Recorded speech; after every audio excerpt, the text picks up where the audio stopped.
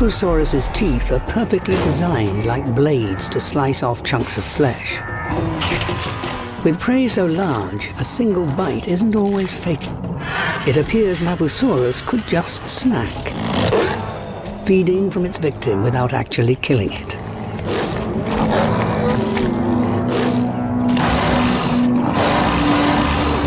The victim surviving to provide more food at a later date.